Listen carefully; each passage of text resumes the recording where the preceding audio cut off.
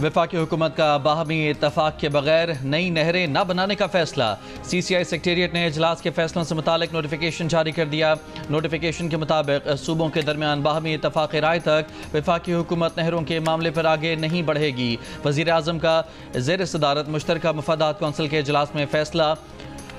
नई नहरों की तामीर के लिए 7 फरवरी 2024 को एक्निक की मंजूरी का फैसला वापस लिया जाएगा।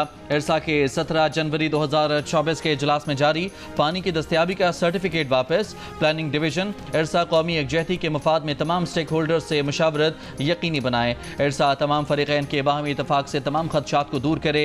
CCI सेक्रेटेरिएट का इजलास के फैसलों से मुताल्लिका हुकाम को ख़त लिख कर आगाह कर दिया।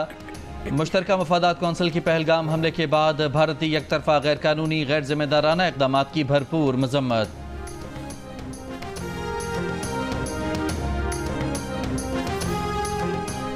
वज़ीर आला सिंध मुराद अली शाह ने कहा कि केनाल मंसूबे से मुतालिक मामला अब हल हो गया है। जब तक इत्तफाक़े राय नहीं होता कोई नहर नहीं बनाई जाएगी। नफरतें फैलाने वाले नाकाम हो चुके हैं। बहुत प्रोपेगेंडा किया गया।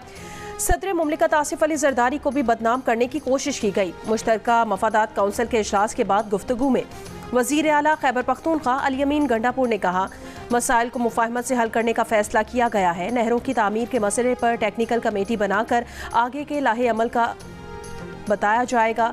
NFC अवार्ड नज़रसानी और तंबाकू को बतौर फसल मंजूर कराने का एजेंडा अगले इजलास में शामिल किया जाएगा।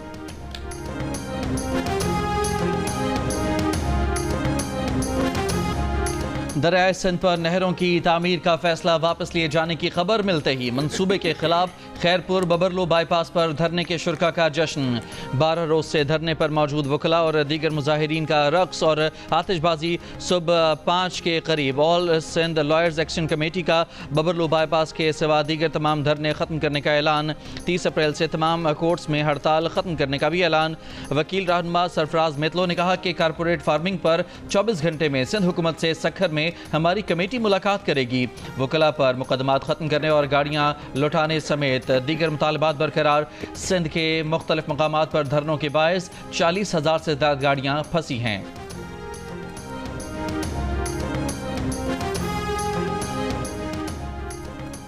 सिंध के सीनियर वजीर शर्जील इनाम मेमन ने कहा, बिलावल भुट्टो ने वाज़ेह मौक़िफ़ अपनाया। सिंध का पानी सिंध के अवाम का है, समझौता मुमकिन नहीं। ये किसी की हार या जीत नहीं है, ये पाकिस्तान की जीत है। वजीर दाखिला सिंध ज़ियाउल हसन लंजार ने कहा, सिंध के अवाम को मुबारक हो, अब दरियाए सिंध से कोई नहर नहीं निकाली जाएगी।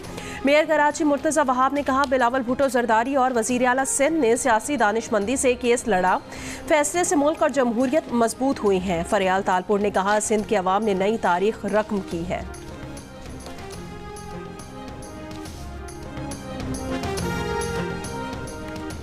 वज़ीर दिफा ख्वाजा आसिफ ने कहा है कि पाकिस्तान ने गल्फ रियासतों चीन समेत दोस्त ममालिक से रब्ता किया है। अमरीका, बरतानिया और दीगर ममालिक को सूरत हाल से आगाह किया है। गल्फ रियासतों में से हमारे कुछ दोस्तों ने दोनों फरीकैन से बात की है। अमरीका इस मामले में मुदाखलत से खुद को दूर रख रहा है। आलमी बैंक सिंतास माहदे का तहफ़्फ़ुज़ कराए। प्रोग्राम आज आज़ेब खानज़ादा के साथ में गुफ्तगू में कहा कि खित्ते पर जंग मुसल्लत की जा रही है। हम भरपूर जवाब देंगे, हमारी भरपूर तैयारी है। मुल्क के एक एक इंच का दिफा करेंगे। भारत के लिए नरेंद्र मोदी नुकसानदेह साबित होंगे। इससे पहले इंटरव्यू में उनका कहना था कि भारत से जंग का खतरा मौजूद है। 2-4 दिन अहम हैं, कुछ होना हुआ तो 2-4 दिन में हो जाएगा, वरना खतरा टल जाएगा। जियो न्यूज से गुफ्तगू में कहा कि फौज ने हुकूमत को भारतीय हमले के खदशात से आगाह किया है। पाकिस्तान हाई अलर्ट पर है। अगर भारत ने हमला किया और हमारी बका को बराह रास्त खतरा हुआ तो अपनी तमाम सलाहियतों को इस्तेमाल करेंगे।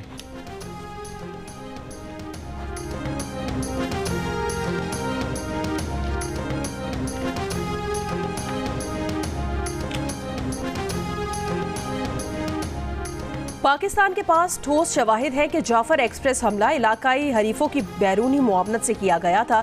हमले में 30 बेगुनाह पाकिस्तानी शहरी शहीद हुए थे। अक़वाम मुत्तहिदा में पाकिस्तान मिशन के काउंसलर जवाद अजमल का खिताब। कहा, आलमी बरादरी दहशतगर्द हमलों के मुतासिरीन और उनके ख़ानदानों की हिमायत करे। जवाद अजमल ने कहा कि दहशतगर्दों और उनके सरपरस्तों को जवाबदेह ठहराया जाए। दहशतगर्दी और हक़ खुद इरादियत की जायज़ जिद्दोजहद के दरमियान वाज़ेह फ़र्क करना भी लाजमी है। पाकिस्तान ने पहलगाम हमले की मजम्मत की है।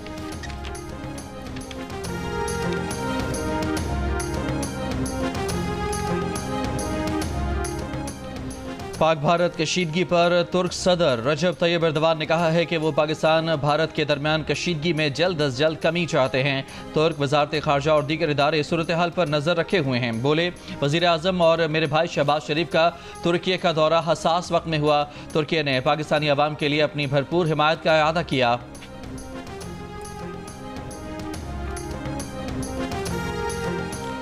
डिप्टी वजीर आजम इसहाक डार का कतरी वजीर आजम से टेलीफोनिक राब्ता, कौमी सलामती कमेटी के हालिया फैसलों से आगाह किया। दफ्तर खारजा के मुताबिक कतरी वजीर आजम ने रियासतों के दरमियान तनाज़ात बातचीत से हल करने पर जोर दिया।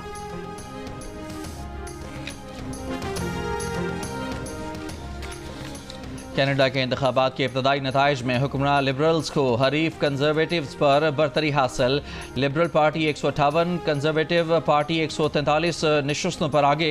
अक्सरियत हासिल करने के लिए 343 नशस्तों में से 172 नशस्तें दरकार हैं। कैनेडियन मीडिया का कहना है कि एक बार फिर लिबरल पार्टी की हुकूमत बनने का इम्कान है, ताहम ये वाज़ेह नहीं कि लिबरल पार्टी की अक्सरियती हुकूमत बन सकती है या मखलूत।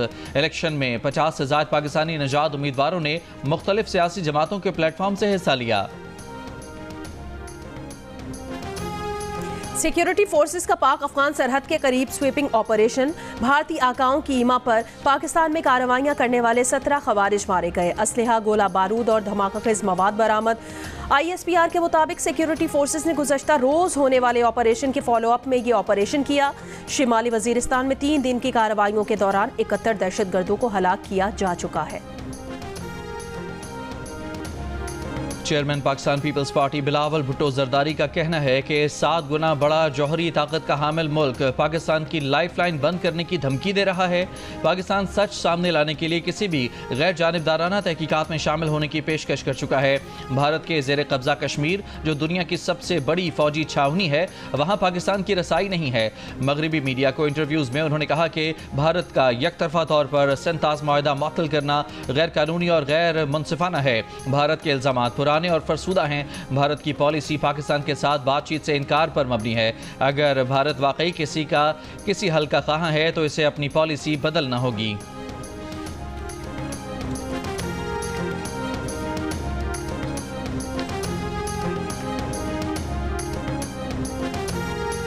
भारतीय धमकियों के जवाब में हुकूमत और PTI एक सफ़े पर आ गई। सेनेट में भारतीय इक़दामात की भरपूर मजम्मत। हुकूमत से ऑल पार्टीज कॉन्फ्रेंस बुलाने का मुतालबा। ऑपोजिशन लीडर शिबली फराज ने कहा, पाकिस्तान के दिफा के लिए हम एक हैं। हुकूमत ने भारत को होम्योपैथिक पैगाम दिया, सख्त पैगाम देना चाहिए। सेनेटर इरफान सिद्दीकी ने कहा कि आलमी बरादरी ने भारत के झूठ का साथ नहीं दिया। पहलगाम हमले में लगता है FIR पहले कटी, हमला बाद में हुआ। PTI के सेनेटर अली जफर ने कहा, लोग इस ड्रामे का स्क्रिप्ट जानते हैं। मोदी सरकार ने पाकिस्तान के पानी का एक कतरा भी मोड़ा तो दुश्मन का हमला समझेंगे। सेनेटर फैसल वावडा की APC बुलाने की हिमायत। कहा, इस वक्त दुश्मन को कौमी यकजहती दिखाने का वक्त है। भारतीय इक़दामात का भरपूर जवाब दिया जाएगा।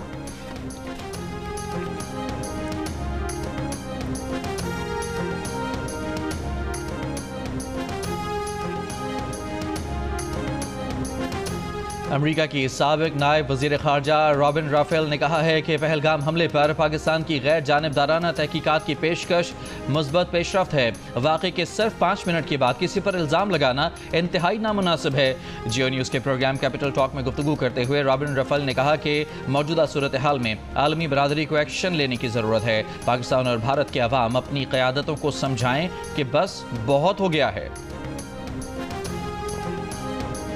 डिजिटल और सोशल मीडिया पर दुनिया भर में सबसे ज्यादा देखे जाने वाले मकबूल तरीन पाकिस्तानी न्यूज़ चैनल जियो न्यूज़ को भारतीय हुकूमत ने अपने मुल्क में बंद कर दिया।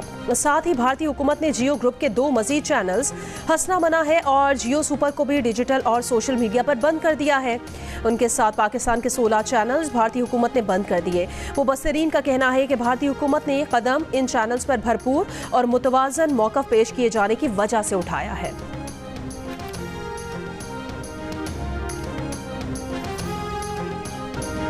भारत में सियासी एक्टिविज्म के लिए मशहूर पंडित स्वामी सरस्वती ने पहलगाम हमले पर अहम सवाल उठा दिया। कहा, अगर घर पर हमला हो तो सबसे पहले पूछा जाता है कि चौकीदार कहाँ था। पहलगाम हमले पर भी यही सवाल बनता है। उन्होंने ये भी कहा कि भारतीय हुकूमत के पास दरिया सिंध का पानी रोकने या जमा करने का कोई तरीका नहीं है।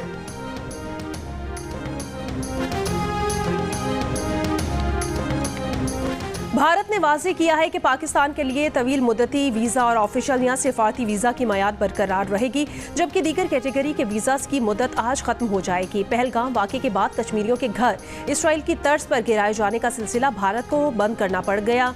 मकबूजा कश्मीर की हुक्मरां जमात नेशनल कॉन्फ्रेंस समेत दीगर इलाकाई जमातों ने इस पर शदीद एहतजाज किया था।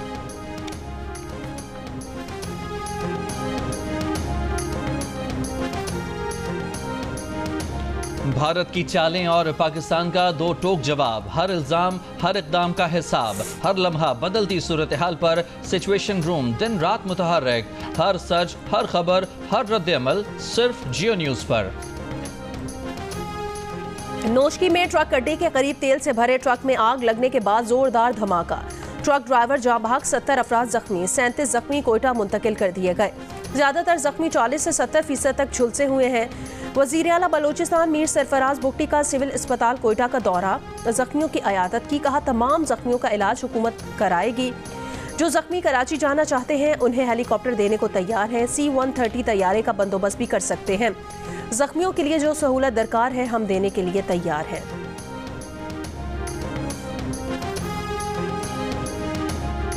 जनूबी वजीरिस्तान के इलाके वाना में अमन कमेटी के दफ्तर में धमाका, 9 अफराद जाँ बहक, 21 जख्मी, 16 जख्मी, DHQ अस्पताल वाना में जेर इलाज।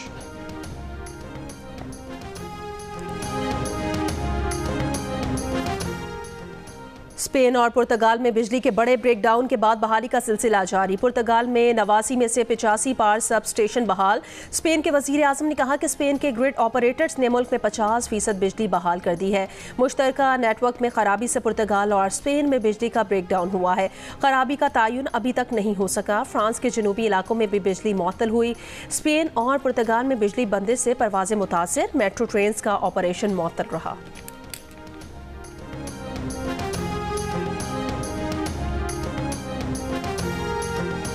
लाहौर मॉल रोड पर रात गए पुलिस ने ग्रैंड हेल्थ अलायंस धरना खत्म करा दिया, टेंट उखाड़कर सड़क खोल दी। ग्रैंड हेल्थ अलायंस का दावा है कि पुलिस ने उनके 75 से ज्यादा साथियों को गिरफ्तार किया है। पंजाब पुलिस पर लाठीचार्ज और छापों का भी इल्जाम, कहा धरना नए मकाम पर शिफ्ट किया जाएगा। गुज़श्ता रोज वज़ीर आला हाउस की जानिब बढ़ने की कोशिश पर पुलिस और मुजाहिरीन के दरमियान झड़प हुई थी। बाज़ मुजाहिरीन को हिरासत में भी लिया गया था।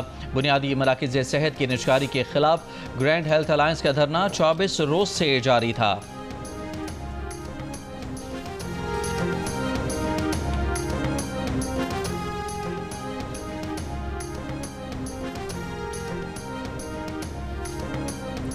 हुर्रों के रूहानी पेशवा पीर पगारा सिबगतुल्लाह ने कहा कि केनाल मंसूबा खत्म करने का फैसला किसी सियासी जमात की कामयाबी नहीं बल्कि सिंध के अवाम की कामयाबी है। सिंध के बादशाह अवाम ने शदीद गर्मी में अपने हक के लिए एहतजाज किया।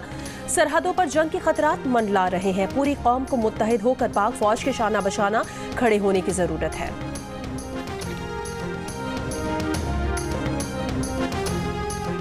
कराची के इलाके मलीर गाजी गोट में संदूक से खातून की लाश मिली है। रेस्क्यू हुकाम के मुताबिक मकतूला की लाश तशद्दुद ज़दा और 2 रोज पुरानी है। शनाख्त नहीं हो सकी, लाश अस्पताल मुंतकिल। लाहौर के इलाके शादरा में मुबैना पुलिस मुकाबला, एक डाकू हलाक। CCD के मुताबिक हलाक डाकू चंद रोज पहले पुलिस हिरासत से फरार हुआ था। मुलजिम की गिरफ्तारी के लिए छापा मारा। इस दौरान फायरिंग के तबादले में मुलजिम एहसन अपने ही साथियों की फायरिंग से मारा गया।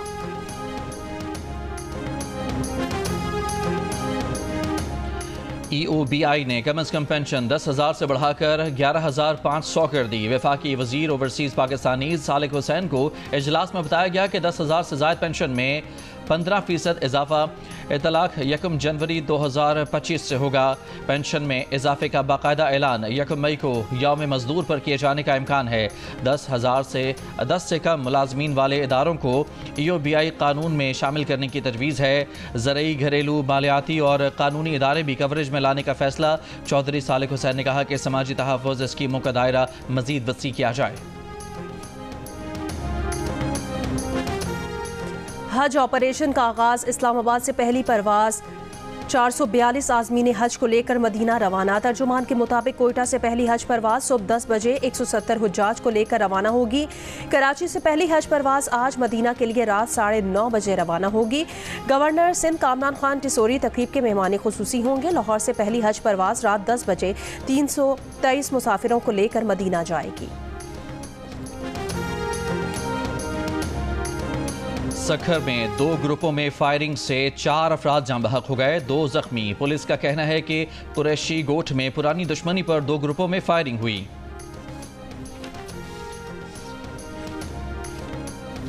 गजा में सुबह से जारी हमलों में 44 फलस्तीनी शहीद। इसराइल ने ड्रोन हमला करके 5 बच्चे भी कत्ल कर दिए। आलमी अदालत इंसाफ में इसराइल की गजा में इमदाद की बंदिश के खिलाफ समाअत। फलस्तीनी सफीर ने कहा इसराइल गजा की इमदाद को जंगी हथियार के तौर पर इस्तेमाल कर रहा है।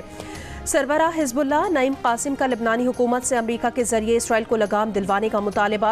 अक़वाम मुत्तहिदा के सेक्रेटरी जनरल का यमन में अमरीकी हमलों में शहरियों की अमवात पर इजहार तशवीश।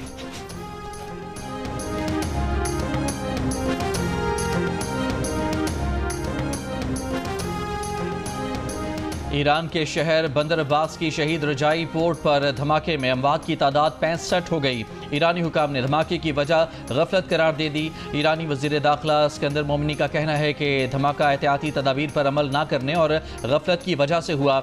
मुजरिमों की शनाख्त करके तलब किया गया है। शहीद रजाई पोर्ट पर हफ्ते को हुए धमाके में 1200 से ज़ायद अफराद जख्मी हुए हैं।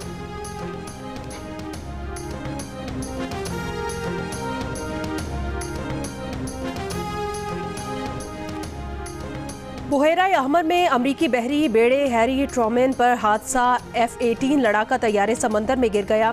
अमरीकी फौज के मुताबिक F-18 तैयारे के साथ उसको खींचने वाला ट्रैक्टर भी समंदर में गिरा। F-18 तैयारा समंदर में गिरने से बहरिया का एक एहलकार जख्मी हो गया। तैयारे और ट्रैक्टर के साथ गिरे तमाम अफराद को समंदर से निकाल लिया गया है।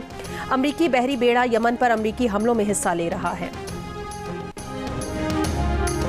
HBL PSL 10 में आज कोयटा ग्लैडिएटर्स और मुल्तान सुल्तान्स मद्दे मुकाबल होंगे। मुल्तान सुल्तान को प्लेऑफ मरहले तक रसाई के लिए अपने तमाम मैचेस जीतना लाजिम।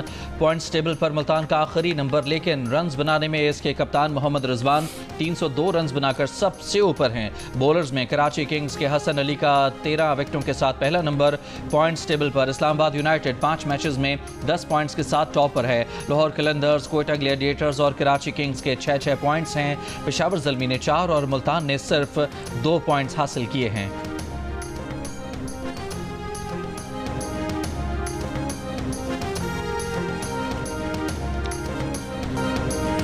फ़न मिज़ाह में अनमिट नुकूश छोड़ने वाले फ़नकार मुनव्वर ज़रीफ़ की बरसी। उनका बरजस्ता मिज़ाह, बेसाख्ता जुमलेबाजी सुनकर आज भी लबों पर मुस्कुराहट आ जाती है। पाकिस्तान की मारूफ गुलकारा नैयरा नूर के साहबजादे के बैंड काविश की लंदन में परफॉर्मेंस, हाज़रीन से खूब दाद हासिल की। और दुनिया भर में रक्स का दिन आज मनाया जा रहा है। आज़ा की शायरी न सिर्फ जज्बात के इजहार का जरिया है बल्कि अहम सकाफती उनसर भी है।